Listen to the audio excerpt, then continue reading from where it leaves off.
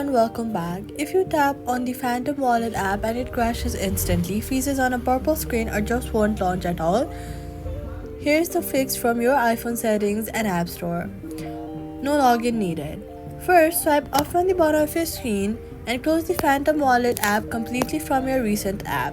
Now, press and hold the Phantom Wallet icon on your home screen. Tap Remove App, then tap Delete App to fully uninstall it.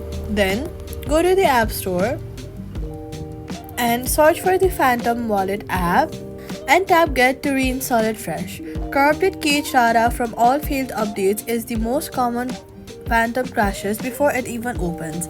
A clean reinstall clears all of that immediately. After reinstalling, if it still crashes, then go to the Settings app. Tap General.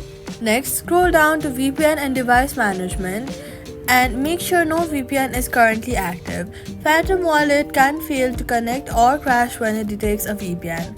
Also, in the settings itself, scroll up in the General and go to Software Update and install any available iOS update. Phantom releases compatibility updates right after every major iOS release.